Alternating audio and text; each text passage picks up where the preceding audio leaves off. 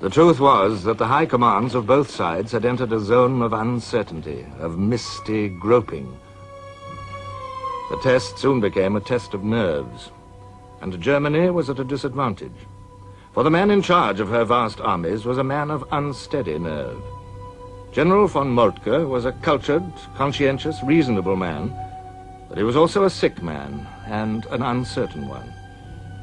Now, as the French army made a second advance in Alsace and began a great all-out offensive in Lorraine, von Moltke's indecisions grew upon him.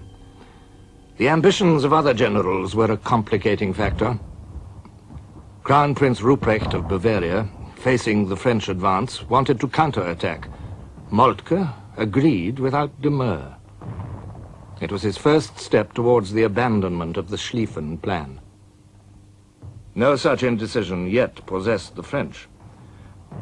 4 years younger than Moltke's 66, the French commander, General Joseph-Jacques Césaire Joffre, was not, in any case, a man liable to indecisions. It would have been difficult, wrote Sir Winston Churchill, to find any figure more unlike the British idea of a Frenchman than this bull-headed, broad-shouldered, slow-thinking, phlegmatic, bucolic personage.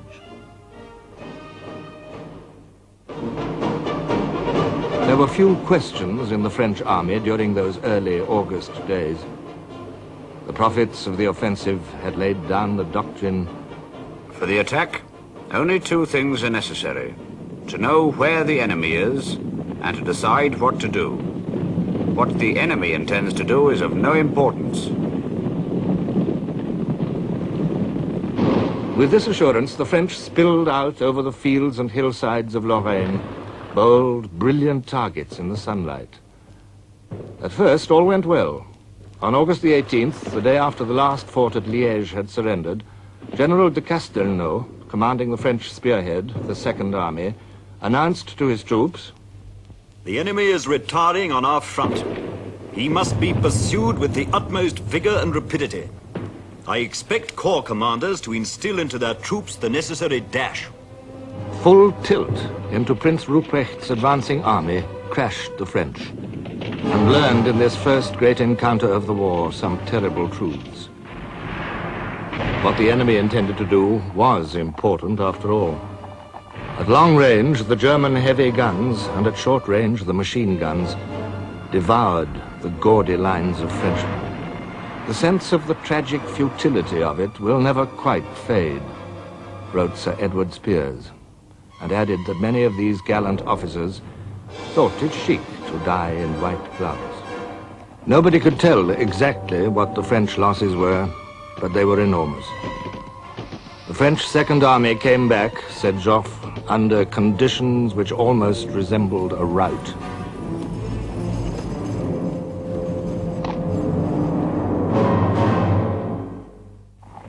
The march of the great German right wing was now unfolding.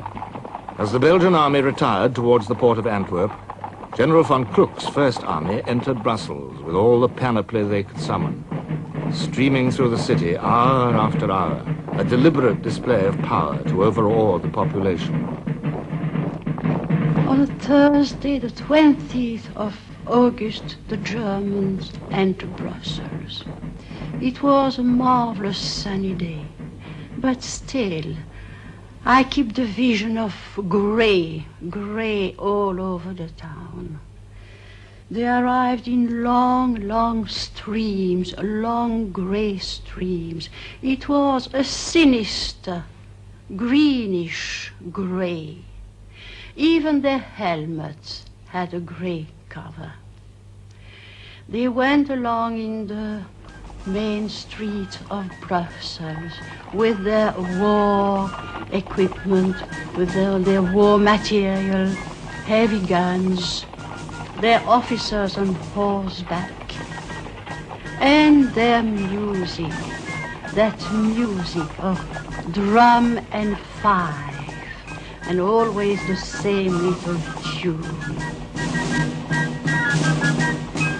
At the same time as this demonstration, the German Second Army, which had taken Liège, arrived in front of the fortress of Namur, and the great guns were heard again.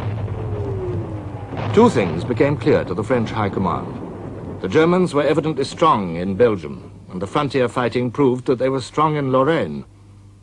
Strong on the right, strong on the left. What of the center? Surely they could not be strong everywhere. Hopefully the French struck again, in a region where everything favored concealment, ambush, and surprise. This was the Ardennes.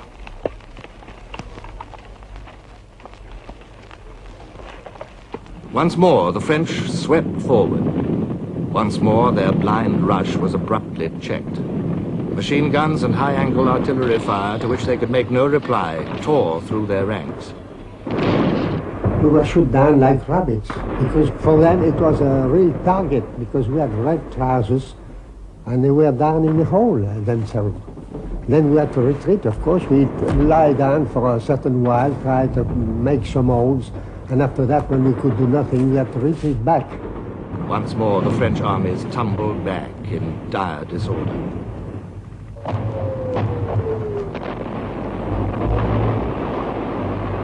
The dream was wearing thin, reality asserting itself. The reality of the Schlieffen plan unfolding stage by stage with awful deliberation. The reality of the great strength of Germany. Amid the fear and hatred which surrounded the advancing German armies, other truths were also being revealed.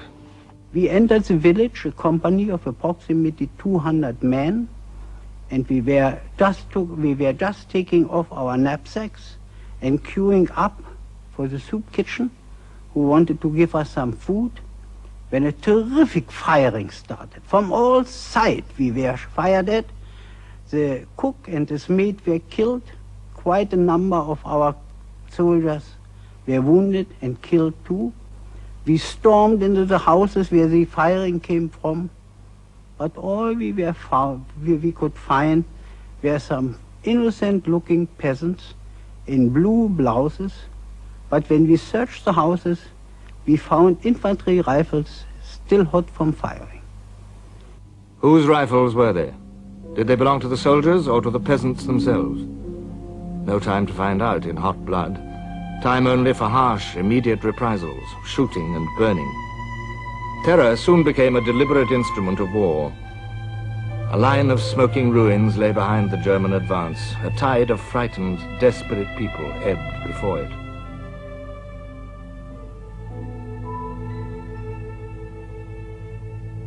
The Germans convinced themselves that they were victims of systematic guerrilla warfare. General Ludendorff wrote, "For my part, I had taken the field with chivalrous and humane conceptions of warfare. This guerrilla war was bound to disgust any soldier. My soldierly spirit suffered bitter disillusion." The bitterness increased. The rage boiled over.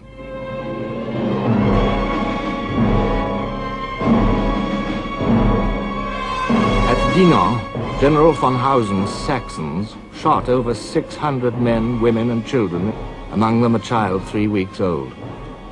A staff officer questioned how this deed would look in history.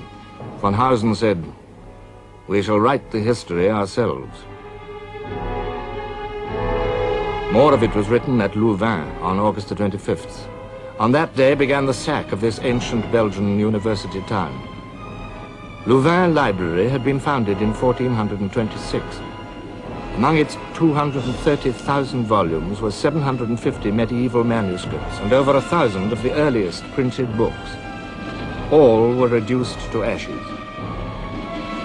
A German officer, watching it happen, told an American correspondent, "We shall wipe it out. Not one stone will stand upon another, not one, I tell you.